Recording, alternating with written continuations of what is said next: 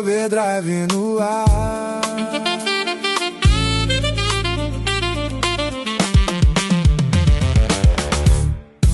Seja muito bem-vindo a mais um programa da Overdrive.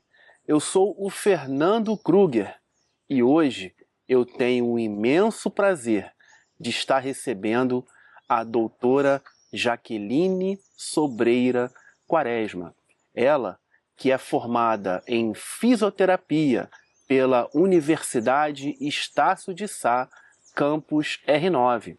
Ela que também trabalha no Espaço Harmony, que fica localizado no Shopping Recreio dos Bandeirantes.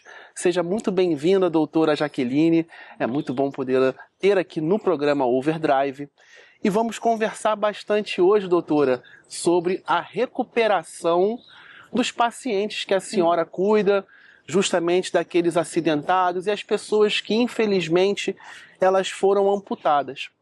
Mas a gente estava conversando mais em offline e a senhora estava me dizendo com relação ao Pilates, o quanto que é importante esse trabalho na recuperação dos acidentados. A senhora poderia conversar um pouco com a gente sobre a importância do Pilates, por favor? Bom dia. O Pilates, ele entra, né, numa fase acima, né, um pouco mais avançada da recuperação desse acidentado. E então a gente utiliza para a parte de fortalecimento, né, muscular, depois de todo um trabalho técnico, né, especializado na fisioterapia de reabilitação. E então a gente entra com o Pilates justamente para fazer esse fortalecimento e dar mais independência para esse paciente, né, pós-trauma. E a gente segue, tenta botar dentro da rotina dele o Pilates justamente para que ele consiga depois, né, ele conseguir levar a vida diária, as atividades da vida diária dele normais. Tá. E o Pilates é muito interessante, principalmente porque, se eu não me engano, começou no período da Segunda Guerra. Sim. E veio no período de recuperação dos soldados alemães. Isso. Né? Isso é muito interessante. Mas na parte de recuperação dos acidentados, ele consegue ter uma qualidade de vida novamente que seja produtiva, que é algo comprovado? A senhora já teve alguma experiência com algum acidentado que ele teve alguma sequela e que o próprio Pilates conseguiu conciliar essa parte da sequela com a volta dele ao trabalho? Sim, já tivemos um paciente, eu tive um paciente na época, né, logo depois do curso a gente faz um estágio, e um dos pacientes do estágio, ele estava passando por esse momento de pós-trauma, de um acidente que ele se envolveu, e do qual ele passou mais de 30 dias internado, entre CTI, né, e ali a parte ali de quarto. Então ele retornou, ele fez a fisioterapia por muito tempo, mais de um ano de fisioterapia, e depois desse um ano ele foi encaminhado para o Pilates, justamente para ele pegar essa autoconfiança dele em cima, né, das atividades diárias mesmo. Então ele se viu no Pilates uma válvula de escape também, para ele, né, poder sair de casa, poder retornar às atividades, porque era, né, meio que ele botou como meta dele ir pro Pilates. Então ele fazia o Pilates 3 vezes na semana, que era um jeito que ele tinha também para poder sair de casa e retornar às ruas, aquilo tudo, e ele também poder voltar a pegar o carro depois no Pilates. Perfeito. E o Pilates, a senhora começou a ter que se apaixonar quando por essa prática?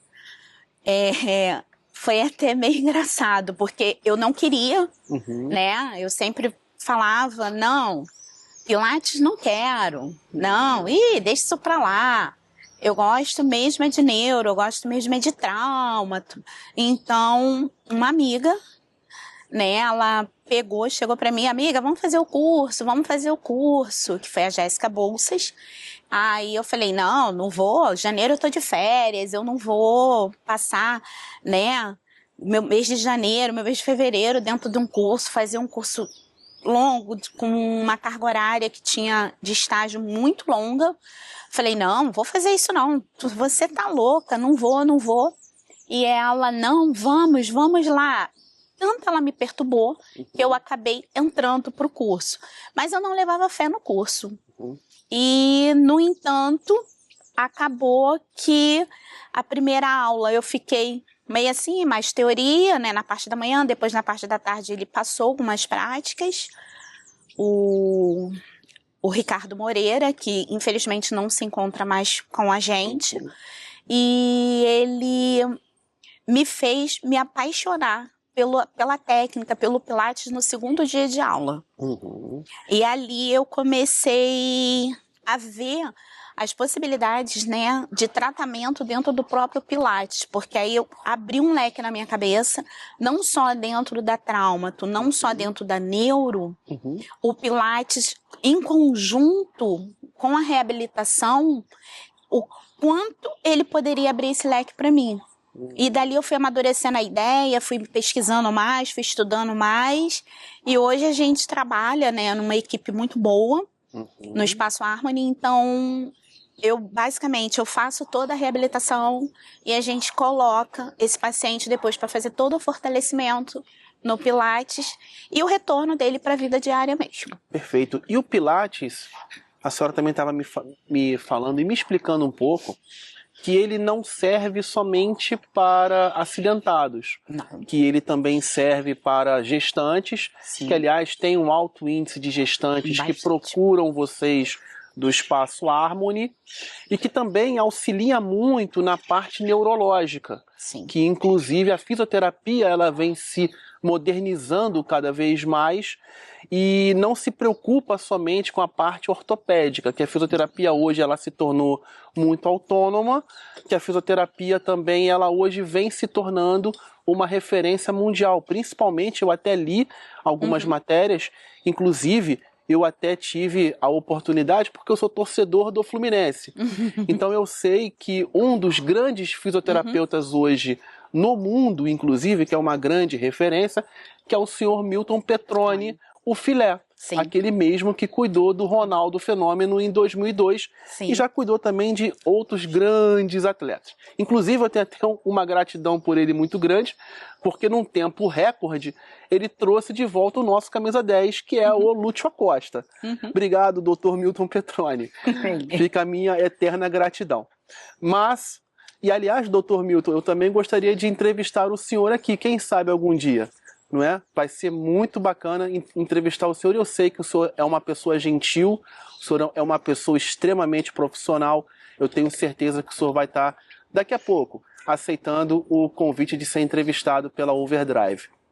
Mas, em cima da recuperação esportiva, até porque também eu acompanho muito a parte de recuperação de pilotos. Eu já tive a oportunidade, há alguns anos atrás, em 2017, há 9 anos atrás, eu fiz uma viagem para Guapimirim, para Volta Redonda, e eu andei nos karts profissionais. E lá teve um ex-piloto que estava correndo, que ele corria no Marcas e Pilotos, mas ele sofreu um acidente grave, acabou lesionando as 2 pernas, e ele comentou comigo que ele estava voltando a andar, que ele estava voltando a correr, graças à fisioterapia. Então, em cima disso, e falando um pouco também do Pilates e da importância da fisioterapia, a senhora também havia me comentado sobre as gestantes. Qual que é a parte fundamental do Pilates nessa fase em que existe uma criança dentro de uma mulher? Qual o benefício do Pilates? O benefício do Pilates na gestante, eles são inúmeros. O primeiro dele é o postural. Por quando, né, a mulher fica grávida, o centro da gravidade é jogado para frente, né, na mulher. Então, quando ela se joga para frente por conta do peso da barriga no início e depois ela passa, né, se encurvar mais para trás, até ela anda né, com a marcha ansílica, que ela bota a mão no quadril e começa a andar no finalzinho da gestação. O Pilates deixa essa gestante, né, mais reta, mais posturada. A diminuição, né, das dores dela são consideráveis, isso já está mais do que comprovado. A gente vê isso semanalmente lá na clínica, no estúdio. Então, prepara, né, esse assoalho pélvico da mulher todo para a hora do parto. O índice de cesárea das gestantes que fazem Pilates é mínimo, só fazem a cesárea quando já vão, né, com a pretensão já de fazer a ligadura, né, de ligar as trompas. Ou então quando ela entra num trabalho, né, de parto prematuro, por algum problema, né, geralmente problemas de saúde que estão mais intrínsecos nela. Então, tudo isso, o sistema cardiovascular dela, o respiratório dela, tudo é muito bem trabalhado, né, com exercícios específicos, todo o fortalecimento também dessa gestante, para o pós-parto também. Então, a recuperação dela é absurda. Tivemos uma paciente que ela fez a aula por volta de 7 às 8. Ela saiu, falou, né, tal, se despediu de todo mundo, se despediu da turma, falou comigo. E naquela saída não demorou muito. Ela mandou mensagem dizendo que tinha acabado de entrar em trabalho de parto e que ela estava indo para a maternidade e que ela mandava notícias. Foi um dos partos mais rápidos que eu já vi.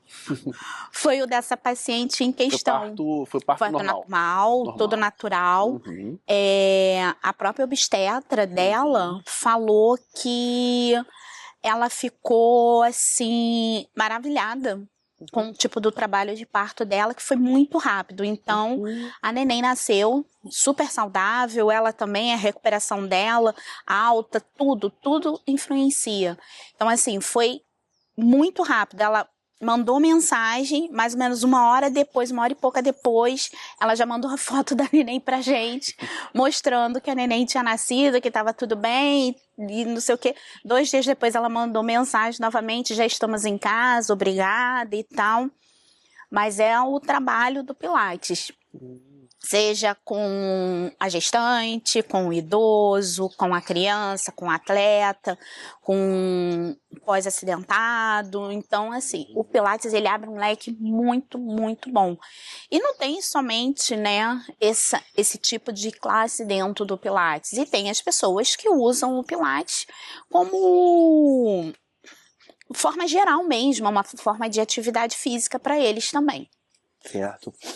E na parte neurológica, a senhora também conversou comigo, eu também já tive a oportunidade de conversar com a doutora Adriana Ramos, que também é do Espaço Harmony, e ela tinha me comentado sobre a importância e a evolução da fisioterapia, principalmente para a parte neurológica. Sim.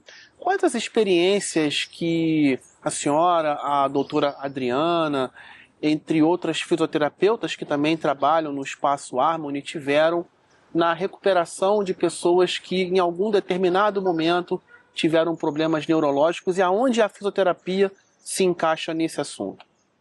O paciente neurológico, ele é um paciente mais complexo, porque aí depende do tipo, né, da patologia que esse paciente chega pra gente. Se é um paciente com Alzheimer, se é um paciente com Parkinson, ou se é um paciente que vem, né, de alguma doença e que levou ele ao coma e ele acabou entrando em problemas, né, de saúde irreversíveis dentro da neuro. Então, isso tudo a gente tem que avaliar, a gente avalia muito bem, a gente começa com o tratamento e depois a gente acaba colocando esse paciente realmente para fazer, né, toda a parte de fortalecimento, tudo dentro do Pilates. Mas é um pouco mais complexo, principalmente quando esse paciente neurológico, ele tem uma doença como o Alzheimer. Ele não é um paciente muito fácil, ele é um paciente que a gente, né, precisa ter um pouco mais de cuidado, a gente precisa estar mais ali focado nesse tipo de paciente, então não é um paciente que a gente pode, né, tá ali e tá dando mais atenção, a gente dá atenção a todos os pacientes, só que sendo um paciente neurológico, a gente precisa ficar com mais cuidado, mais zelo sobre esse paciente. Mas a recuperação costuma ser muito boa também. Geralmente, esses pacientes, a gente tenta fazer o Pilates, né, numa sessão mais individualizada, até para a gente conseguir um foco com esse paciente, um resultado mais abrangente e melhor com esse paciente. Mas já aconteceu de eu atender, tá na turma, ter os alunos, né, e ter uma senhorinha com Alzheimer. E ela sempre perguntava, o que eu vim fazer aqui? Aí ela fazia o Pilates com a filha, e ela sempre perguntava, o que eu vim fazer aqui? Aí a gente ia lá, eu explicava tudo bonitinho, a filha também, muito paciente, explicava tudo bonitinho. Aí ela fazia, ela tinha os aparelhos que ela gostava mais. Ela gostava, né, da chair, que é a famosa cadeira, como o pessoal chama. E ela gostava muito do Reform, que o pessoal chama de cama de molas, ou cama baixinha. Ela gostava desses dois. Quando a gente passava ela para outros aparelhos, tipo o Cadillac, ela não gostava. Cadillac, é. Que é aquela cama alta, né, que o pessoal chama, que tem as barras superiores, que tem as molas. Então ela não curtia muito. Então eu tentava adaptar o treino dela para os aparelhos que realmente ela gostava. E eu tentava fazer ali uma memória com ela. E teve dias dela chegar lá, oi minha filha, tudo bem? E tal. Aí ela, quando entrava na sala, ela meio que tinha uns lapsozinhos bons de memória. Ela olhava assim, aí ela, olha, eu não quero fazer exercício naquele aparelho ali, não. Eu só gosto desse e desse aqui. E ela vinha apontando. Aí eu pode deixar, os exercícios da senhora estão todos aqui. E não sei o que. Aí no meio, né, do exercício, tinha um dia ou outro que eu tinha que colocar até para ela poder, né, passar por todos os aparelhos, a gente treinar todas as funções. Aí eu sempre levava. Aí quando eu levava ela para o aparelho que ela não gostava, ela... Não gosto. Mas assim, a gente tenta, né, adaptar bastante e tenta fazer com que esse paciente esteja totalmente entregue, né, ao Pilates, ao momento dele, sempre brincando com o paciente neurológico. Então, a gente tem que criar uma memória com esse paciente quando ele vem de uma doença como o Alzheimer. Mas também... os outros pacientes também, não só dentro do Alzheimer, mas com outras patologias neurológicas, também super se adaptam. Perfeito. Eu vi um vídeo, há algum tempo atrás, deve ter basicamente uns 2, 3 anos. Ficou até mundialmente conhecido, e inclusive a fisioterapeuta ela é brasileira, dentro de uma clínica de fisioterapia. E tinha uma criança que dava para ver que ela tinha especialidades neurológicas e ela tinha um pouco de dificuldade de andar. E essa fisioterapeuta estava sentada no chão, então ela falava e ela dava o comando e a criança, de forma autônoma, ela conseguia andar. Isso foi muito perceptível na evolução da fisioterapia. E qual que é esse momento para o fisioterapeuta quando ele chega a ver que o seu paciente ele evoluiu de tal maneira, realmente, vocês sentem essa emoção? Sim. Vocês veem que o paciente de vocês chegou no nível... Acho que já responde, né? Chegou no nível que vocês conseguem ver essa evolução do paciente. O que isso representa para vocês? Acho que a emoção responde por si só. É a melhor parte. É a melhor parte da fisioterapia, essa entrega final do paciente com a gente, né? É a gente ver que valeu a pena.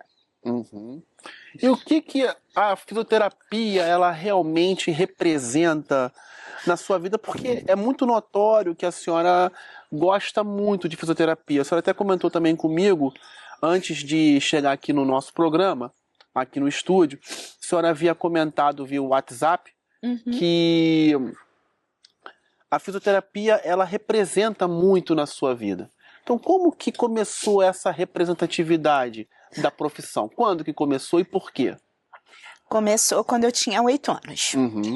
Eu sofri um acidente, caí no colégio, na aula de educação física, e eu caí com o joelho dobrado. Uma colega escorregou e, por sua vez, ela sentou, né? Ela caiu sentada em cima do meu joelho. Foi uma lesão, né, grave. Eu fiz imobilização na época, fiz todo um tratamento. O médico optou por não ser cirúrgico justamente por conta da minha idade. Eu ser muito criança, ser muito novinha, e então ele, quando tirou o gesso, tudo, ele viu a calcificação, né, do local, viu que estava bem e pediu que eu começasse a fisioterapia. De imediato, meus pais me levaram para essa fisioterapia, que ele recomendou. E eu lembro que estava sentada numa recepção com a minha mãe e ela fazendo, né, preenchendo ficha, essas coisas. Chegou uma senhora, uma mulher, com um rapaz numa cadeira de rodas. Esse rapaz, ele estava, né, sentado ali, inerte, ele não se movia. Ele estava até com um tronco amarrado, né, com auxílio de uma fralda fina. E a cabeça, assim, apoiada numa almofadinha. Ele tinha uma toalha, assim, sobre o ombro, sobre essa almofada, né, para auxiliar, para secar, né, o rosto dele. E ele começou a fazer fisioterapia no mesmo horário que eu fazia. Antigamente, a fisioterapia não é como hoje, né? Que hoje em dia as clínicas evoluíram, então a fisioterapia, em muitos locais, ela se torna individual. É somente você com o seu profissional. Antigamente era uma sala grande, eram vários profissionais e vários pacientes. Então, basicamente, era um profissional para cada 3, 4 pacientes. Eu lembro que a minha fisioterapeuta na época, ela estava comigo e mais uma menina. Ela só tinha nós duas. E tinha outros fisioterapeutas e ele fazia fisioterapia com uma outra pessoa, mas no mesmo espaço. Então, assim, conforme eu fui evoluindo, ele também foi evoluindo. E chegamos um dia para a sessão, eu vi esse rapaz no andador. E... Desculpa. E ali eu decidi. Ser fisioterapeuta? Sim. Tudo bem. Então, cada profissão representa muito pra gente, a gente sabe disso. Né? Eu tenho um mega respeito pela área da saúde, porque a área da saúde, eu que acompanho muito, principalmente a parte esportiva, me impressiona muito o quanto que a fisioterapia ela vem ganhando cada vez mais espaço, principalmente dentro dos clubes de futebol. Inclusive, eu até... não só nessa área, como também os psicólogos, eles vêm evoluindo muito. Existe até uma entrevista, foi em 2023, quando o Fluminense ele foi campeão carioca, e o Arias, que hoje está no Palmeiras, ele jogava pelo Fluminense, e ele foi ser entrevistado pela Rede Globo de televisão. E o repórter perguntou para ele a quem ele dedicava aquele título, como que ele estava se sentindo ganhando o seu primeiro título no Fluminense. Então ele estava dizendo que justamente ele teve muitas dificuldades de adaptação no Brasil, que ele vinha da Colômbia, que era uma outra realidade, que era uma outra vida, e ele dedicou aquele título às terapeutas, às psicólogas do Fluminense.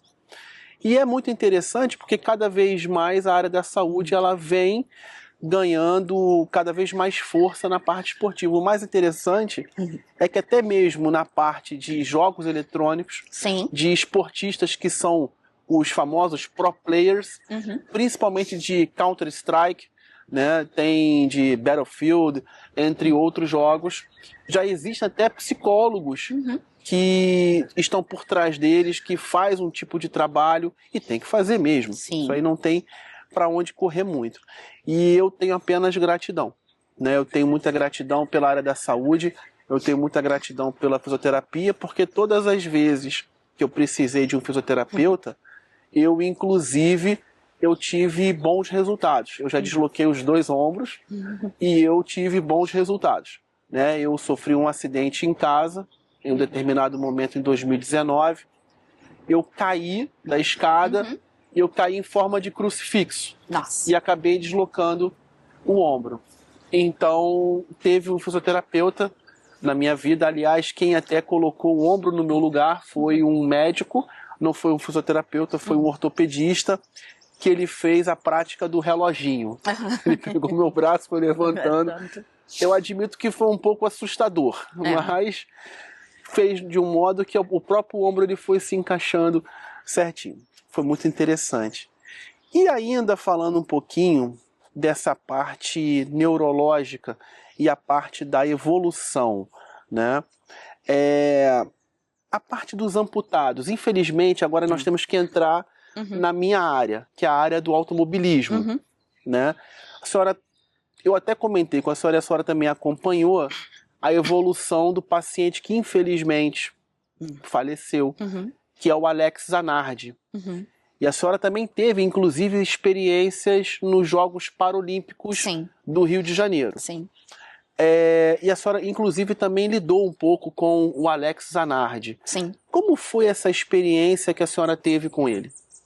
Ele, durante os Jogos, né, Paralímpico da Rio 2016, ele foi no posto para buscar uma fisioterapia, né, e lá tínhamos uma equipe boa, grande, né, uma equipe multidisciplinar, que ia do médico ao psicólogo, passando por todas as especialidades, pelo dentista, por todos, e que ele estava com mais dores na lombar na época. Eu atendi junto com outro colega, com o Rafael, e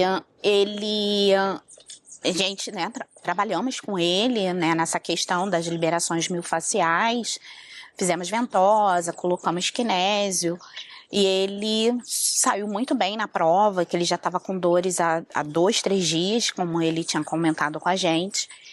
E ele passou a ir para o posto atrás da fisioterapia diariamente, principalmente antes da prova e no pós-prova. Então ele sempre ia, não só ele como outros atletas, né? Vários atletas procuravam a gente no posto médico, principalmente no pós-prova, e até porque a gente trabalhava com os FOPs. Então cada equipe montada tinha sempre, nas bases sempre era um fisioterapeuta, um médico, um enfermeiro, né? Sempre tinha. Todos os nossos FOPs tinham sempre um médico, um fisioterapeuta e um enfermeiro para qualquer eventualidade que esse atleta pudesse ter durante os trajetos de prova. Então, passamos ali por vários momentos, graças a Deus, todos muito bem sucedidos durante a Rio 2016, onde conseguimos, né, recuperar bastante os atletas pós-provas, portanto, eles foram sempre muito gratos, sempre muito educados, e eles sempre voltavam no posto médico, sempre voltavam com uma camisa, sempre voltavam com um casaco, um pin, e dava, né, de presente pro pessoal do posto. E a recuperação desses atletas durante os Jogos foi extremamente importante para que a gente, né, pudesse mantê-los em prova com suas habilidades 100%. Então isso trouxe um retorno muito bom, muito bonito para a nossa equipe. E então todas as equipes entraram, todo mundo saía com atendimento e graças a Deus ali a gente só teve sucesso com todos os nossos atletas. Perfeito.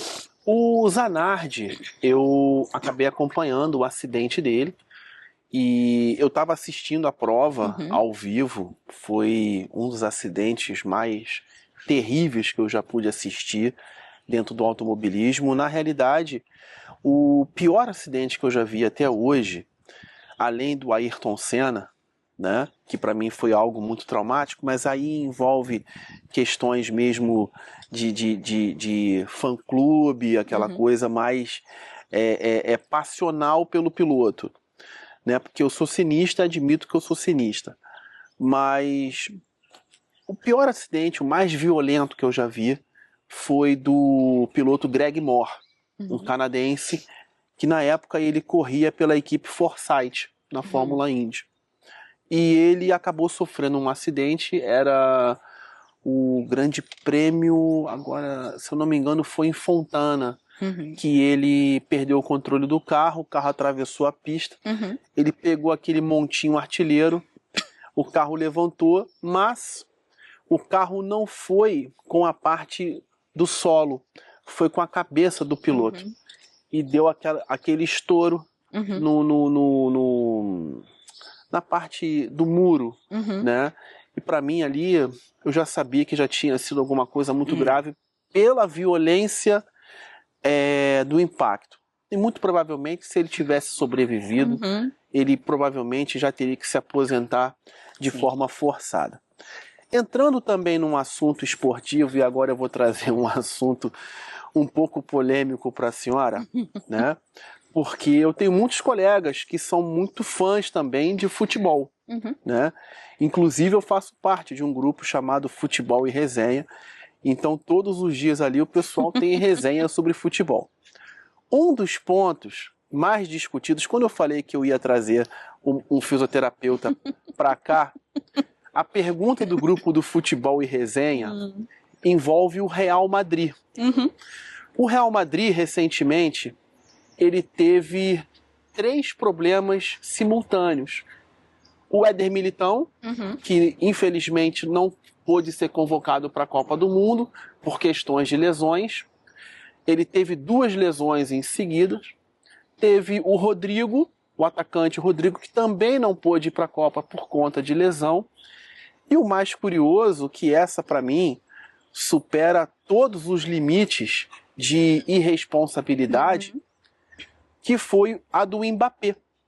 O Mbappé, ele acabou machucando a perna esquerda e os médicos do Real Madrid, a área da saúde do Real Madrid, fez o exame na perna direita do atleta e liberou o atleta para o jogo.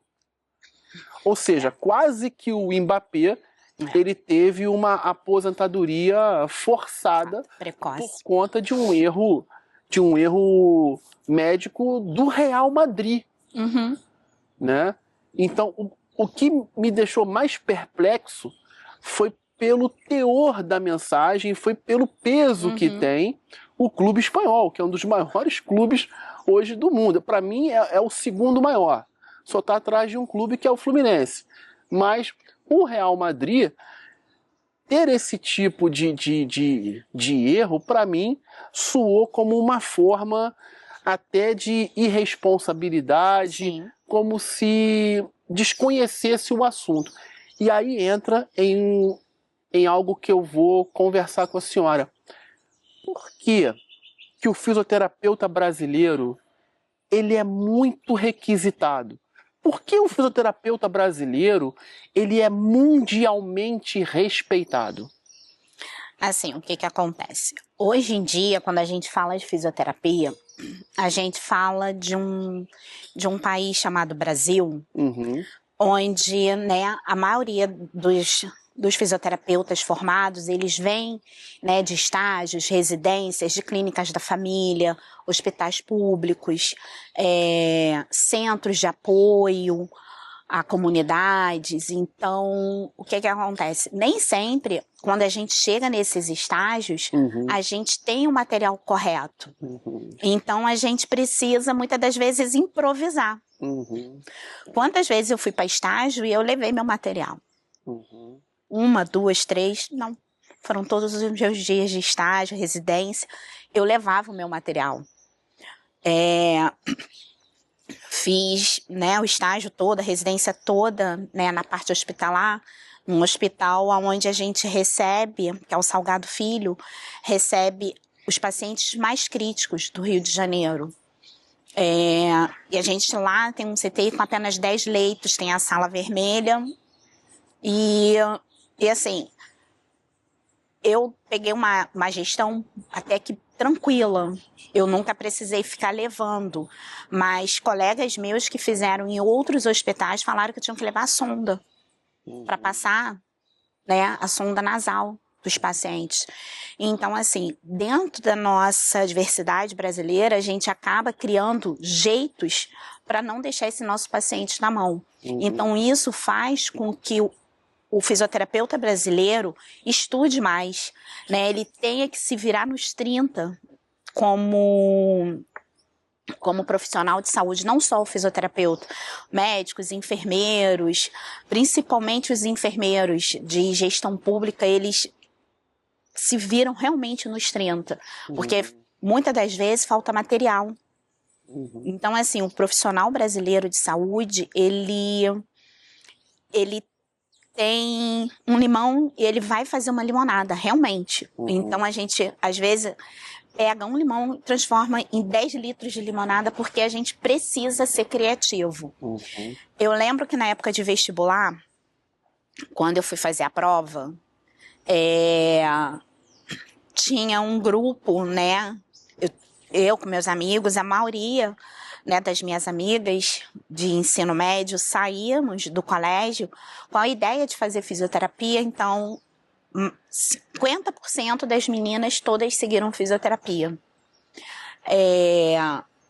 Então, algumas a gente estava ali conversando e tal, não sei o quê.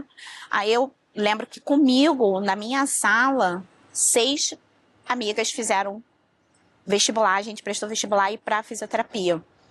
Aí, a gente conversando sobre, uma das pessoas, né, que foi fiscal de prova nossa, virou na sala, ela não lembra se ela tinha algum apego pela fisioterapia também, e ela perguntou, né, mais ou menos ali para dar uma relaxada, que estava todo mundo muito tenso na sala, e ela perguntou, quem vai fazer, né, letras, quem vai fazer medicina, quem vai fazer direito, quem vai fazer isso, quem vai fazer aquilo. E a gente estava assim, ela perguntou, quem vai fazer fisioterapia? Eu, olhando assim para a sala, várias pessoas com a mão para o alto. Vamos dizer ali de uma sala com quase 100 alunos fazendo provas de vestibular, 30% iam fazer fisioterapia. Então ela virou e falou assim, vocês são criativos? Aí eu fiz que sim, que eu sou bem criativa. Alguns falaram que sim, outros falaram que não. E ela falou assim, principalmente vocês que vão fazer área de saúde, tenham em mente que vocês precisam muitas das vezes serem criativos. Então, acho que vem dessa criatividade do povo brasileiro quando, né, ele entra para a área de saúde. Então, isso que nos torna, desculpa, não os melhores, mas os mais requisitados por conta disso. Sim, o fisioterapeuta brasileiro, ele me desperta uma atenção muito interessante, porque eu já tive a oportunidade de conversar, inclusive pessoalmente, com o doutor Leandro Penner. E ele estava comentando comigo, nesse período que eu tive acesso a ele, em um restaurante, ele falou para mim que um dos pontos positivos da fisioterapia brasileira no mundo era que o brasileiro, ele utilizava muito as mãos. Sim. Que o europeu, ele utiliza também as mãos, porém com menos frequência do que o brasileiro. Entendendo bastante o ponto de vista que a senhora está colocando, que o brasileiro ele tem que se virar literalmente nos 30 e que ele precisa transformar um único limão ou uma limonada para ter que atender a 50 pessoas, isso realmente faz com que o profissional brasileiro ele esteja cada vez mais gabaritado para ele conseguir lidar com essas situações. Se eu não me engano, o estágio da senhora foi no Salgado Filho. Sim. E quais experiências positivas que a senhora teve no hospital e que hoje a senhora coloca na sua vida de trabalho, que a senhora viu lá, que a senhora aprendeu e hoje coloca na sua vida? Amor ao próximo. Amor ao próximo? A senhora viu muita coisa lá no Salgado Filho? Sim. E quais histórias, assim, lá no Salgado, que a senhora lembra com muito carinho de uma recuperação? Tem. E já teve gente que voltou e agradeceu a vocês? Sim. Sim, teve um caso que passou, né? A Rede Globo fez uma cobertura até bem ampla do caso desse paciente. Ele, né, em casa, num fim de semana, durante um jogo, ele e o esposo, eles compraram umas cervejas, fizeram um churrasquinho na varanda deles e estavam comemorando ali o jogo e tal em questão. E esse paciente, no caso, ele tomou uma cerveja a mais, né? E o esposo agrediu esse paciente até ele entrar em coma. Ele foi resgatado, a ambulância chegou, vizinhos, né, chamaram a ambulância após os gritos. E ele, quando a ambulância chegou, o esposo dele, ele estava deitado no chão, inconsciente, o esposo dele falou que ele fez uma queda da própria altura. E a gente que é profissional de saúde, a gente entende que não foi queda de própria altura, foi espancamento. Ele entrou com um trauma viscerais, ele entrou com trauma no pulmão, trauma craniano, trauma torácico. Então, ele ficou mais de um mês nesse CTI, né? Que lá a gente chama de UI, que é a unidade de tratamento intensivo. Então, eu lembro desse paciente com muito carinho. Inclusive, esse paciente, ele foi o meu projeto final, né, de apresentação, né, do estágio na época. E ele veio com várias sequelas, passou por algumas cirurgias e a gente veio recuperando esse paciente, né, semana a semana. Então, toda a notificação que tinha, né, na época no grupo, a gente ficava apreensiva demais, porque achava que esse paciente tinha vindo a óbito, porque esse paciente, ele foi um dos milagres que eu vivi. Ele foi se recuperando até ele sair do CTI e ir, né, para a enfermaria. Eu lembro que eu cheguei uma segunda-feira de manhã bem cedo, entrávamos às 7, eu lembro que eu cheguei lá 15 para as 7 e me preparei, né, botei, né, me higienizei como a gente precisa, a gente tem todo um protocolo de biossegurança. Botei os EPIs corretos para entrar e quando eu entrei no CTI, que eu olhei para minha esquerda e eu vi o leito 2 vazio, pronto para receber um próximo paciente, eu gelei. Aí eu lembro que a minha preceptora estava lá, ela olhou para mim e para mais duas amigas e falou assim, a gente olhava uma para outra, assim, desacreditada do leito vazio. E o leito pronto já para receber um próximo paciente. Então ela, calma, não é o que vocês estão pensando. Ele teve uma melhora muito boa durante esse fim de semana, né? Vocês saíram daqui na quinta. Então, no sábado, ele teve uma melhora significativa. Ele se encontra na enfermaria. Vamos lá. Aí tiramos os EPIs, né, de CTI, higienizamos novamente e fomos até a enfermaria. E na enfermaria ele estava lá, junto com a mãe. Ele levantou, ele tirou o lençol, ele levantou e veio até a gente. E veio agradecendo. A mãe veio abraçando, agradecendo a gente. E ela No entanto, ele é passista da Mangueira, ele até brincou com a gente, ó, próximo carnaval eu vou estar na avenida e vocês vão me ver e convido vocês para acompanhar esse carnaval comigo, né, com a minha família. E esse paciente a gente traz com muito carinho, que é o Robson. Ele, sabe, ele sempre muito carinhoso, muito atencioso. A gente consegue ter contato, né, com ele até hoje.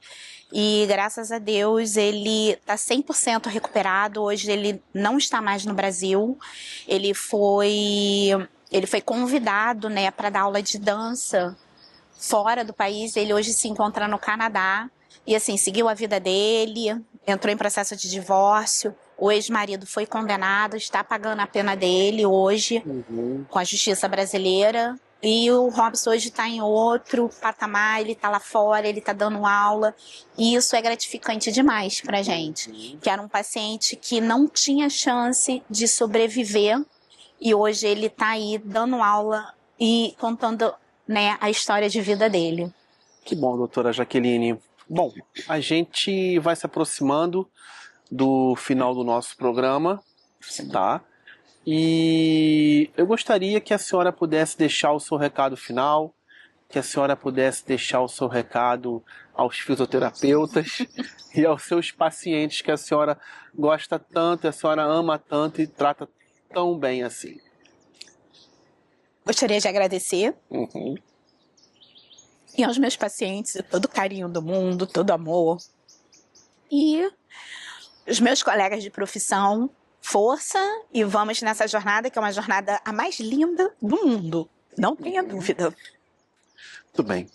Bom, o meu recado final, eu não poderia deixar de falar de todos os fisioterapeutas. Eu sou casado com uma fisioterapeuta. E ela tem uma relevância na minha vida muito grande. Além dela ter me recuperado fisicamente muita coisa, ela recuperou a minha alma. E é por isso que eu estou casado com ela e eu tenho muito orgulho da mulher que ela se tornou, da mulher que ela é e da grande profissional que ela é. E o meu recado final também vai não só para todos os fisioterapeutas brasileiros, como também para a área da saúde, como também a todo aquele profissional, seja ele um médico, um enfermeiro, um fisioterapeuta, um psicólogo, a todos vocês fica a minha gratidão, o meu carinho. Eu quero ver vocês também aqui no programa da Overdrive, deixando bem claro que a Overdrive nós sempre vamos falar bastante, seja de assuntos voltados ao automobilismo brasileiro ou automobilismo mundial. E fica também a minha gratidão eterna ao Dr. Milton Petroni, o Filé. Eu já tive essa oportunidade de mandar 2 mensagens para ele, seja no Instagram e seja pelo Facebook. E a minha gratidão por ele, não só pelo lado profissional que ele é, como também a magia que ele teve, o profissionalismo que ele teve para ter que recuperar o Lúcio Acosta.